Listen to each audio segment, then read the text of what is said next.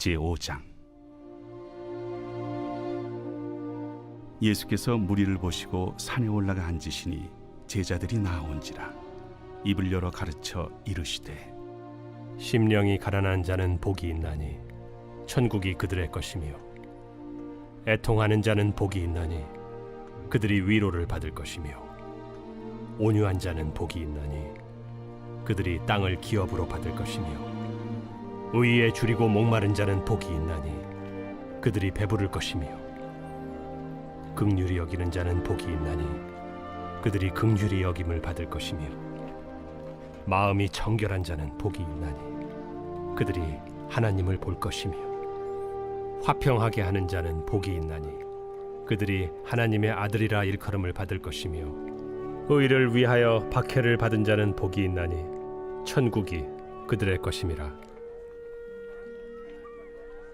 나로 말미암아 너희를 욕하고 박해하고 거짓으로 너희를 거슬러 모든 악한 말을 할 때에는 너희에게 복이 있나니 기뻐하고 즐거워하라. 하늘에서 너희의 상이 큼이라. 너희 전에 있던 선지자들도 이같이 박해하였느니라. 네, 너무나도 잘 알고 있는 팔복. 아마 팔복이라고 읽지만 사실은 복에 대한 내용보다는 뭔가 되게 우울한 내용들이 기록되어 있는 산상수훈의 팔복입니다. 함께 텍스트를 읽어가면서 은혜를 나누도록 하겠습니다. 팔복에서 예수님은 복이 있나니라는 단어를 9번 사용하셨습니다. 간단히 말해서 이 말은 진정한 내적 기쁨이 있다는 의미에서 행복하다라는 뜻입니다. 그렇게 복이 있나니를 행복하니로 바꿔서 읽을 수도 있습니다. 복이 있나니를 행복하니로 바꿀 수 있습니다. 예수님은 산상수훈 팔복의 말씀을 통해서 우리에게 행복에 이르는 유일한 길을 알려주시기를 원하시는 것입니다. 팔복에 등장하는 행복은 우리가 알고 있는 일반적인 행복의 조건들은 아닙니다. 팔복은 심령이 가난한 자, 애통한 자, 온유한 자, 의에 줄이고 목마른 자, 긍휼히 여기는 자, 마음이 청결한 자, 화평케 하는 자, 박해를 받는 자가 복이 있다고 말합니다. 팔복이라고 이야기하지만 오히려 그 내용은 비극에 가깝습니다. 그러나 다른 길은 없습니다. 바로 이 비극이 행복의 열쇠이기 때문입니다. 예수님은 산상설교의 첫 머리에서 전체적인 핵심을 제시하셨습니다. 그것은 참 복, 참 행복, 참 기쁨, 참 즐거움, 그리고 하나님의 상급을 알아야 한다는 것입니다. 하지만 이것을 알기 위해서는 정황의 이해가 필요합니다. 성경적인 것, 세상적인 것, 정치적인 것, 종교적인 정황을 먼저 살펴보도록 하겠습니다. 성경적 정황을 먼저 알아보면 구약 성경은 저주로 끝납니다. 말라기 4장 6절 말씀 함께 읽어보겠습니다. 그가 아버지의 마음을 자녀에게로 돌이키게 하고 자녀들의 마음을 그들의 아버지에게로 돌이키게 하리라. 돌이키지 아니하면 두렵건대 내가 와서 저주로 그 땅을 칠까 하노라 하시니라. 구약 성경의 마지막인 말라기는 저주로 끝납니다. 저주할까 하노라. 반면 신약은 축복으로 시작됩니다. 이것이 극적인 변화인 거죠. 구약은 율법, 신의 산, 천둥, 번개, 심판, 저주이며 신약은 시온산, 은혜, 평화, 축복입니다. 복이 있나니라는 단어는 기본적으로 헬라어인 마카리오스에서 파생되었습니다. 마카리오스는 마음속의 모든 바람이 성취된 내적 기쁨을 이야기합니다. 인간의 행복은 삶이 줄 수도 있고 파괴할 수도 있지만 그리스도인들의 복은 누구도 손댈 수 없고 공격할 수도 없는 것입니다. 그래서 예수님은 이 행복은 그 누구도 빼앗아갈 수 없다고 말씀하셨습니다. 요한복음 16장 22절에 지금 너희가 근심하나 내가 다시 너희를 보리니 너희 마음이 기쁠 것이요 너희 기쁨을 빼앗을 자가 없으리라. 이것은 내적 평안, 내적 행복입니다. 복이라는 단어는 하나님을 묘사할 때도 사용되어지는데요. 디모데서 1장 11절에 보면 이 교훈은 내게 맡기신 바 복 되신 하나님의 영광의 복음을 따름이니라 라고 기록하고 있습니다. 예전에 한번 제가 설교한 적이 있는데 기억하시는지 모르겠어요. 외적인 조건이 다 만족된 상태를 팍스라고 이야기합니다. 그래서 돈도 많고 자녀도 잘 되고 사업도 잘 되고 그렇게 해서 얻는 평안이 있다는 거예요. 이걸 팍스라고 부릅니다. 그래서 로마 시대 때 로마가 전쟁이 없고 너무나도 평안한 시대를 그래서 팍스 로마라고 불렀습니다. 그러니까 외적인 요소가 충족된 상태에서 평안을 누릴 수 있는데 이것은 언제든 그 외적으로 충족된 상태가 하나라도 결핍되면 사라진다는 거예요. 지금 여기서 말하는 이 행복, 기쁨을 빼앗을 수 없다고 말하는 이 행복은 우리 내면에 있는 겁니다. 내면에 있기 때문에 누가 뺏어갈 수 없는 것이죠. 우리가 가지고 있는 겁니다. 외부적인 환경에 의해서 주어진 것이 아니라 하나님께서 그냥 주어주신 것, 그래서 빼앗아갈 자가 없다라고 이야기하는 것입니다. 그렇게 복이 있다는 것은 하나님과 관련된, 더 나아가 하나님과 그리스도의 성품에 참여하는 자를 의미하며 바로 그런 자만이 행복을 완전히 경험할 수 있다라고 얘기합니다. 베드로는 주 예수 그리스도를 믿는 자들은 신성한 성품에 참여한 자라고 말하고 있습니다. 베드로서 1장 4절에 이로써 그 보배롭고 지극히 큰 약속을 우리에게 주사 이 약속으로 말미암아 너희가 정욕 때문에 세상에서 썩어질 것을 피하여 신성한 성품에 참여한 자가 되게 하려 하셨느니라.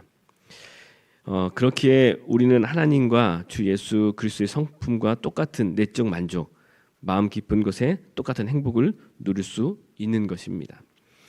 그러므로 처음부터 산상설교는 예수 그리스도에 대한 믿음이 없는 이들에게는 아무것도 제공하지 않고 있습니다.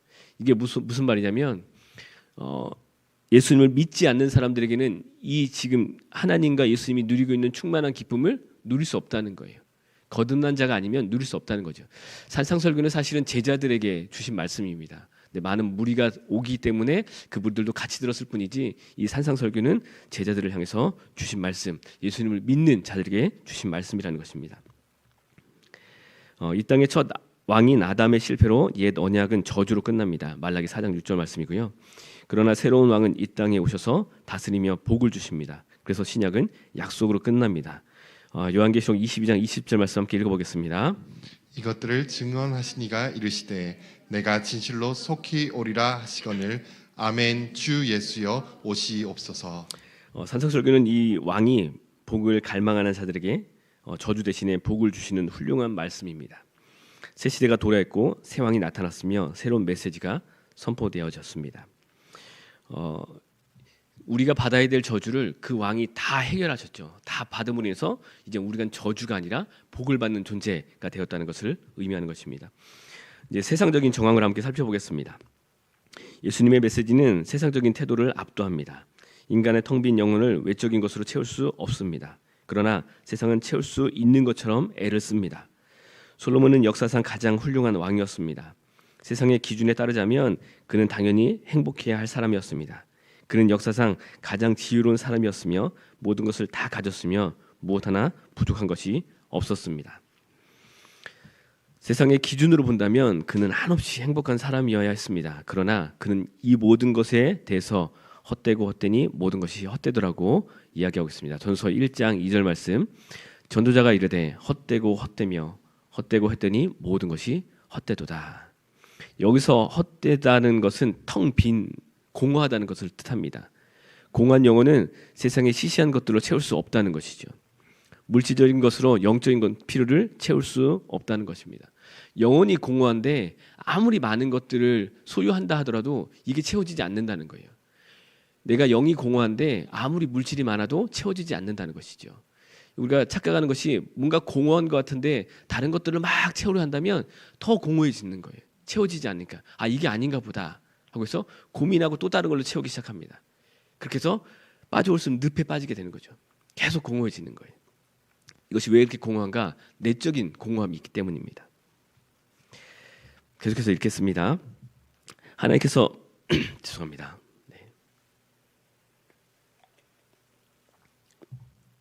이러고 있으니까 되게 불쌍해 보이네요. 목소리도 이렇고. 하나님께서 팔복에서 말씀하시는 내용은 아주 분명합니다. 그것은 이 세상에서는 절대로 행복을 찾을 수 없다는 것입니다. 산상설교는 이 세상과 거기 있는 것들로부터 우리를 즉시 이끌어냅니다. 그리고는 세상의 모든 것을 거스르고 이전과는 전혀 다른 삶의 기준, 세상이 말하는 것과는 완전 반대의 삶의 기준을 우리에게 제공합니다. 팔복이라고 얘기하는 이걸 잘 읽어보면 심령이 가난한 자, 이게 복이 아니잖아요. 세상 사람들이 말하는 복이 아닙니다. 이런 기준을 제시한다는 거예요. 마음이 공허해야 된다, 심령이 가난해야 된다, 핍박받아야 된다, 이걸 제시한다는 거예요. 세상이 말하는 저주의 조건을 꼭 제시하는 것처럼 그렇게 느껴진다는 것입니다. 정치적인 상황은 어떠 있는지 함께 살펴보겠습니다.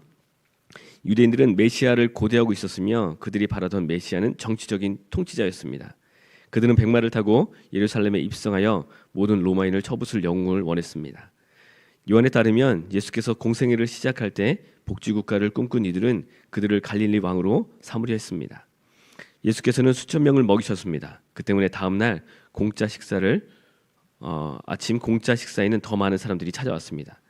그러나 예수님은 내 나라를 이 세상에 속한 것이 아니라고 말씀하셨습니다. 요한복음 18장 36절 말씀 함께 읽겠습니다.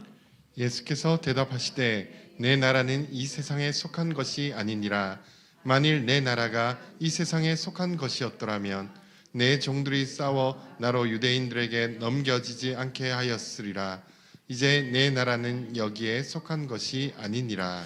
예수님은 사회 구조를 바꾸시는 것보다 개개인의 내면을 바꾸는 데 관심을 주셨습니다. 사회적인 정치적인 거 이런 거 말고 그 내면을 바꾸시기 원하셨습니다. 이것이 그 첫 번째 설교에서 말씀하신 것이기도 합니다. 산상설교의 이상은 정부와 국가에 대한 인간의 이상과는 다릅니다. 사실 그리스도의 나라에서 가장 높은 사람은 세상에서 눈으로 볼 때 가장 낮은 사람인 것입니다. 예수님 시대에 가장 낮은 사람은 세례 요한으로 볼 수 있습니다. 그래서 예수님은 세례 요한을 가장 큰 사람이라고 말씀하셨습니다. 마태복음 11장 11절에 내가 진실로 진실로 너희에게 말하노니 여자가 낳은 자 중에 세례 요한보다 큰 이가 일어남이 없도다. 그러나 천국에서는 지극히 작은 자라도 그보다 크니라. 그런 다음에 세례 요한보다 큰 자들이 있다고 얘기합니다. 이 지극히 작은 자들은 바로 심령이 가난한 자, 애통한 자, 온유한 자, 의에 줄이고 목마른 자, 내적인 공허를 느끼는 자, 긍휼히 여기는 자, 마음이 청결한 자, 화평케 하는 자입니다. 이들은 또한 박해를 받고 욕을 먹고 온갖 어려움을 당하는 자들입니다. 그리스도께서 다스리는 나라에는 세상의 나라와는 다릅니다. 그 나라는 심지어 원수도 갚지 말고 박해를 그대로 감수하라고까지 말합니다.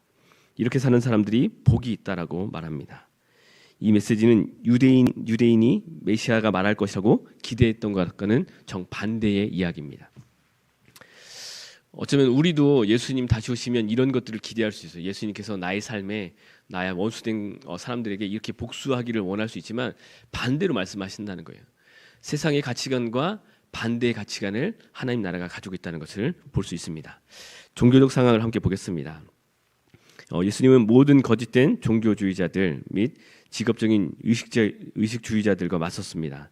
예수님은 외적인 수준의 것을 이야기하는 그들을 향해서, 그래서 외적인 수준이라는 건 율법을 지키는 것, 거룩한 행위를 하는 것을 이야기합니다. 그들을 향해서 내 나라는 내적인 것이다 라고 말씀하셨습니다. 누가복음 17장 20절에서 21절 말씀 함께 읽겠습니다. 바리새인들이 하나님의 나라가 어느 때에 임하나이까 묻거늘 예수께서 대답하여 이르시되 하나님의 나라는 볼 수 있게 임하는 것이 아니요 또 여기 있다 저기 있다고도 못하리니 하나님의 나라는 너희 안에 있느니라. 이것이 전체적인 요점입니다. 즉 예수님이 세상에 주는 메시지인 거죠. 이게 산상설교의 첫 번째 기초입니다. 하나님의 나라는 그 안에 있는 것이다 라고 얘기하는 것이죠. 예수님은 하나님께서 자신의 법을 그들의 마음에 기록하리라고 한 새 언약의 문을 열고 계십니다. 예레미야 31장 33절에 그러나 그날 후에 내가 이스라엘 집과 맺은 언약은 이러하니 곧 내가 나의 법을 그들의 속에 두며 그들의 마음에 기록하여 나는 그들의 하나님이 되고 그들은 내 백성이 될 것이라. 여호와의 말씀이니라. 예수님께서는 너희 의가 서기관과 바리새인보다 더 낫지 못하면 결코 천국에 들어갈 수 없다라고 말씀하셨습니다. 마태복음 5장 20절에 내가 너희에게 이르노니 너희 의가 서기관과 바리새인보다 더 낫지 못하면 결코 천국에 들어가지 못하리라. 이것을 오해하는 분들이 계세요. 저도 학교 다닐 때 그렇게 교수님한테 배웠는데 그들보다 더한 기준으로 율법을 지켜야 된다는 거예요. 이것을 다 지켜야 된다는 것처럼 이야기가 들려집니다. 바리새인처럼 서기관처럼 율법을 더 온전히 지켜야 되는데 그것보다 더 나은 이가 있어야 된다라고 그렇게 느낄 수 있습니다. 계속해서 읽어보면 이걸 바꿔서 얘기하면 서기관과 바리새인 기준으로 삼는 외적인 것에서 더 나아가지 않으면 그의 나라의 어느 한 부분도 차지할 수 없다는 것입니다. 그러니까 더 나아가야 된다는 것이죠. 외적인 것에서 더 나아간다는 것은 내면의 의미며 중심을 이야기하는 것입니다.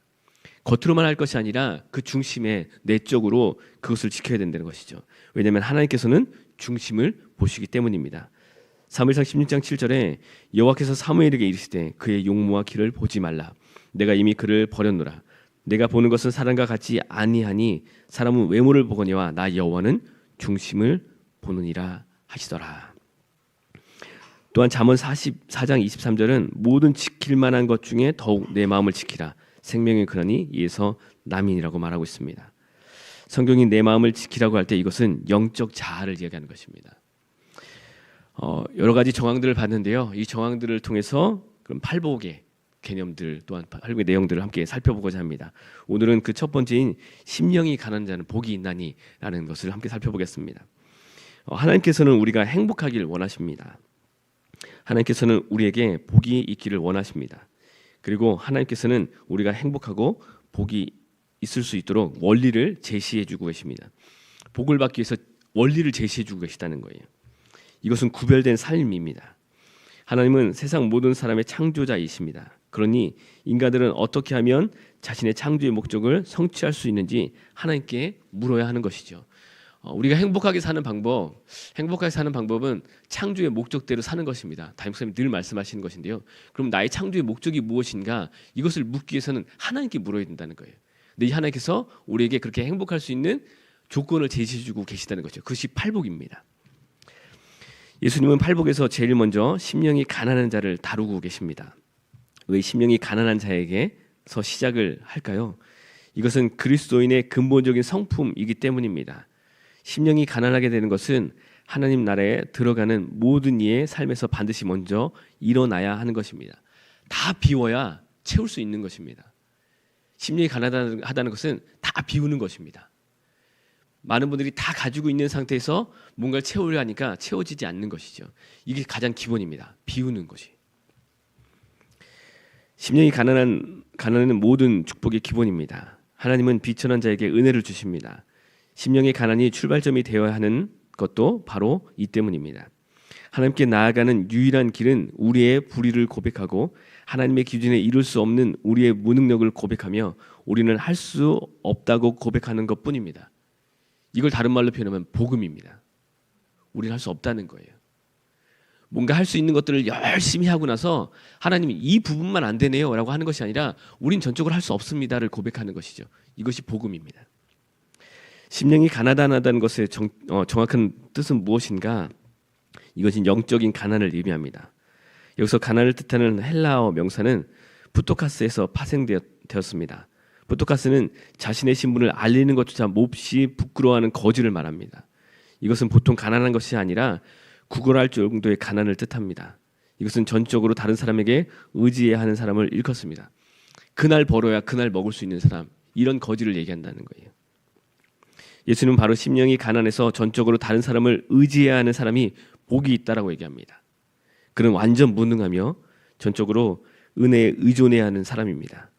심령이 가난한 사람은 자만심이 없는 사람입니다. 무엇이 죄고 무엇이 우상이냐면 하나님만 줄 수 있는 사랑과 기쁨과 만족이 있습니다. 우리는 그렇게 창조되었습니다. 하나님의 사랑과 기쁨과 만족으로 창조가 되었습니다. 이걸 충만한 상태라고 얘기하는데요. 죄로 인해서 이것을 잃어버린 상태가 되었습니다. 그러니까 우리는 다시 이걸 찾아야 되는데 이것을 다른 곳에서 찾고자 한다면 이게 우상이 되는 거예요. 사랑을 다른 곳에서 찾는다든지 기쁨을 다른 데서 찾는다든지 만족을 다른 데 찾으면 채워지지는 않고 계속 공허한 상태로 남게 됩니다. 그래서 팔복에서 심령이 가난한 것부터 시작하는 이유는 이것이 나에게 없음을, 내가 채울 수 없음을 고백하는 데서 시작한다는 것입니다. 이에 누가복음 18장은 죄를 깊이 뉘우치는 자와 교만한 자가 어떻게 다른지 분명하게 보여주고 있습니다. 한 절씩 교독하도록 하겠습니다. 제가 먼저 읽겠습니다. 또 자기를 의롭다고 믿는 다른 사람을 멸시하는 자에게 이 비유로 말씀하시되 두 사람이 기도하러 성전에 올라가니 하나는 바리새인이요 하나는 세리라.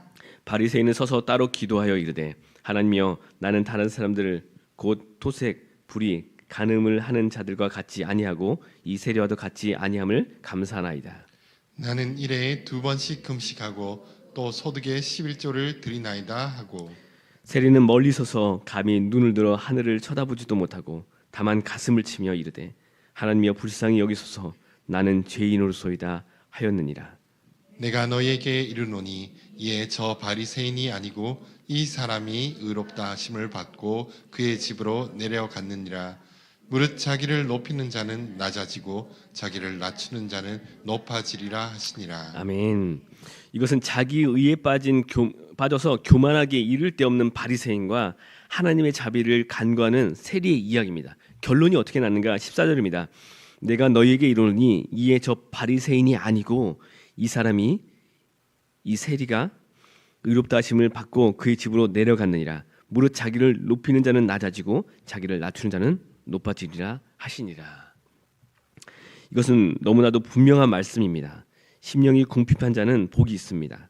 구석에 쭈그리고 앉아서 울면서 하나님의 자비를 구하는 영적 거지들, 영적으로 공허한 자들, 영적으로 파산한 자들, 그들은 복이 있습니다. 이들은 행복한 자들입니다. 왜냐하면 천국이 그들의 것이기 때문입니다. 하나님은 심령이 가난해진 자들을 사용하십니다. 심령이 가난해지고 나면 하나님이 그들을 사용하신다는 거예요. 야곱은 심령이 가난해진 후에야 하나님께 쓰임을 받을 수 있었습니다. 그는 밤새 하나님과 싸웠고 마침내 하나님은 그의 환도뼈를 치셨습니다. 하나님께서 야곱을 완전히 쓰러뜨리셨던 것입니다. 창세기 32장 29절은 거기서 야곱에게 축복하신지라고 이야기하고 있습니다. 야곱이 청하여 이르되 당신의 이름을 알려주소서. 그 사람이 이르되 어찌하여 내 이름을 묻느냐 하고 거기서 야곱에게 축복한지라. 하나님은 비천해진 야곱을 행복하게 만드셨습니다. 모세는 자신의 부족을 너무나 뼈저리게 의식하고 있었습니다. 그래서 하나님께서 선민들을 인도하라고 얘기하셨을 때 그는 그것을 거절하기도 하고 못한다고 얘기했습니다. 그랬던 그를 하나님께서 사용하셨습니다. 사도 바울은 그의 육신에는 어떠한 선한 것도 거하지 않음을 인정했습니다. 그는 죄인의 계수였고 참남한 자였으며 박해자였습니다. 그가 가진 모든 것은 쓰레기였습니다. 그는 모든 것을 배설물로 여겼습니다. 그는 아무런 자격도 없었습니다. 그렇지만 그의 연약함 가운데 그의 힘은 완전해졌습니다. 우리가 가장 먼저 해야 될 고백은 하나님, 나는 할 수 없습니다입니다. 이것이 심령의 가난한 자, 곧 영적 가난한 자의 고백입니다. 그렇게 고백할 때 하나님께서는 우리를 사용하십니다. 하나님은 결코 잘난 자들을 사용하지 않습니다. 부족한 자, 세상에서 소외된 자들을 사용하십니다. 그래야 하나님이 드러나거든요. 우리가 뭔가를 가지고 있어서 우리가 가지고 있는 상태에서 하나님 우리를 쓰시면 우리가 가지고 있는 부분에 있어서는 우리가 드러나게 되어 있습니다. 하나님께서 우리를 사용하시는데 오히려 우리는 죄를 짓게 되는 것이죠. 그래서 하나님 어떻게 하는가? 그 모든 것을 다 내려놓은 공허한 심령이 가난한 자를 사용하십니다. 그러면 하나님이 드러나시는 거고 하나님은 오히려 그렇게 하나님을 드러낸 우리를 칭찬하게 되시는 것이죠. 이것을 기억할 필요가 있습니다. 산상수훈은 우리가 사는 길을 제시합니다. 그러나 사실 우리는 그렇게 살 수 없습니다. 그렇지만 성령의 능력으로 예수 그리스도께 의지하여 우리는 이런 삶을 열망해야 합니다. 그리고 겸허하게 뉘우침과 고백 속에서 우리의 실패를 해결해야 합니다. 그 실패를 기대라도 하듯이 예수님께서는 우리의 기준을 높여놓으셨습니다. 우리가 실패할 것을 기대할 것처럼 예수님께서 그 기준을 높이셨다는 거예요. 그 기준이 뭐냐면 마태복음 5장 48절입니다. 그러므로 하늘에 계신 너희 아버지의 온전하신 같이 너희도 온전하라. 불가능하다는 거죠. 하나님의 온전함 같이 우리가 온전할 수 없습니다. 그럼 우리는 고백하게 되는 거죠. 할 수 없습니다. 그 고백에서 시작된다는 거예요. 예수께서는 또한 우리의 의가 서기관과 바리새인의 의보다 낫지 않으면 그의 나라에 들어갈 수 없다라고 말씀하셨습니다. 신해산 율법의 온전한 의도가 그렇듯이 산상설교의 목적은 우리의 힘으로는 산상설교의 말씀대로 살 수 없다는 것을 보여주는 것입니다. 그렇게 할 수 없다는 걸 보여주는 거예요. 우리는 하나님의 율법의 위대함을 깨달아야 합니다. 그리고 그 율법을 충족시키기 위해서는 가난한 심령으로 하나님을 전적으로 의지해야 합니다. 거듭나지 않은 사람에게 이런 기준을 제시하고 그 기준대로 살기를 기대할 수는 없습니다. 바울은 율법의 기능은 모든 사람이 하나님 앞에서 죄를 깨닫게 하여 그 죄를 씻을 수 있는 단 한 분 그리스도께로 인도하는 것이라고 말하고 있습니다. 율법의 역할이 뭐냐면요, 그것을 열심히 지켜서 뭔가 의로워지는 것이 아니라 우리는 그 율법의 기준에 부합하지 않은 사람이라는 걸 깨닫게 하는 것입니다. 율법은 이렇게 하는 자가 의롭다라고 주신 기준인 거예요. 그럼 기준에 우리가 부합한가? 그렇지 않은 거죠. 그래서 우리는 고백합니다. 내 힘으로 할 수 없습니다를 고백하게 된다는 거예요. 율법을 바라보면서. 그래서 우리는 누굴 바라보는가? 우리가 할 수 없으니까 하실 수 있는 분 예수님을 바라보게 된다는 것이죠. 율법의 역할은 거기에 있습니다. 정죄하고자 율법을 주신 것이 아니라 그 율법은 하나님께서 의로운 사람은 이런 기준의 사람이다라고 주신 기준이라는 거예요. 우리가 하나님의 온전함 같이 온전하게 돼야 되는데 그것이 율법이라는 것이죠. 율법을 다 지키면 온전히 지키면 그렇게 된다는 거예요. 그런데 우리는 그렇게 온전히 지킬 수 없다는 것이죠. 그래서 우리는 예수님을 바라보게 되는 것입니다. 이것이 예수님께서 말씀하신 가난입니다. 아무것도 없는, 구원받고자 할 수 있는 그 여지가 전혀 없는 이 상태가 바로 가난한 자입니다. 그 결과는 무엇인가? 놀랍게도 천국이 그들의 것이며라고 밝히고 있습니다. 천국은 심령이 가난한 자들의 것입니다. 다시 말해서 천국은 심령이 가난한 우리들의 것입니다. 에베소 2장은 우리가 이미 그리스도 안에서 함께 천국에 앉혀져 있으며 지금부터 영원까지 그의 모든 은혜와 자비하심을 받을 것이라고 말씀하고 있습니다. 에베소 2장 4절에서 5절 말씀 함께 읽겠습니다. 긍휼이 풍성하신 하나님이 우리를 사랑하신 그 큰 사랑을 인하여 허물로 죽은 우리를 그리스도와 함께 살리셨고 너희는 은혜로 구원을 받은 것이라. 또 함께 일으키사 그리스도 예수 안에서 함께 하늘에 앉히시니. 놀라운 것이죠. 우리는 지금 여기 소풍교회 아이플렉스 9층에 있는데 우린 이미 하나님 그 예수님 안에서 그 하늘에 앉아 있다라고 고백하는 것입니다. 그래서 우리는 이미 구원받은 상태인 거예요. 하지만 아직 우리 육체는 여기 있습니다. 그럼 이 땅에서 우리가 해야 될 것은 뭔가? 심령을 가난하게 하는 거예요. 그리고 예수님을 바라보는 것이죠. 우리는 지금 그 나라를 소유하고 있습니다. 그 나라는 우리의 것입니다. 우리는 그의 백성입니다. 그가 우리를 돌보시고 우리의 필요를 공급하십니다. 그는 우리의 마음의 모든 필요를 채우십니다. 이것이 심령이 가난한 것의 결과입니다. 그럼 어떻게 하면 심령이 가난해질 수 있는가? 첫째는 그의 말씀을 읽는 것입니다. 성경을 읽는 것이죠. 그 속에 담긴 그의 성품을 보는 겁니다. 예수님을 바라보는 것이죠. 그것을 바라보면 우리가 얼마나 낮은가를 볼 수 있습니다. 하나님의 높으심을 바라보면 우리가 낮은 것을 바라보게 되는 것입니다. 그래서 말씀을 읽어야 되는 것이죠. 두 번째는 육을 줄이게 하라는 겁니다. 이건 금식을 이야기하는 것이 아니고요. 육적인 본성을 줄이게 하는 거예요. 내가 하고 싶은 거, 육적으로 내가 하고 싶은 거, 자랑하고 싶은 거, 이 모든 것들을 죽이라는 것입니다. 세 번째는 구하라는 거예요. 나를 불쌍히 여겨달라고 구하는 것입니다. 난 아무것도 없음이라고 고백하는 것이죠. 이것이 심령을 가난하게 만드는 방법인 것입니다. 심령이 가난한 것은 우리가 하나님 앞에서 자랑할 것이 아무것도 없다는 것을 깨닫고 예수 그리스도를 의지하며 아무것도 없는 두 손을 들고 하나님께 나아가는 것을 의미합니다. 그렇게 나아가는 자들의 손을 하나님께서 잡아주시며 그 가난했던 심령을 하나님의 거룩함으로 채워주십니다. 이것을 깨닫는 성도가 복된 성도이며 간절히 바라는 우리 소풍교회 성도님들이 이런 성도님 되시기를 축복합니다. 네, 복음입니다. 담임 목사님은 늘 30분 넘어서 이렇게 하셨는데 20분이나 남았어요. 네, 일찍 끝내시고 또 일정들이 있으시잖아요. 네, 저는 그런 사람입니다. 네, 성도님들의 일정도 파악하고 네, 저희 기도하겠습니다.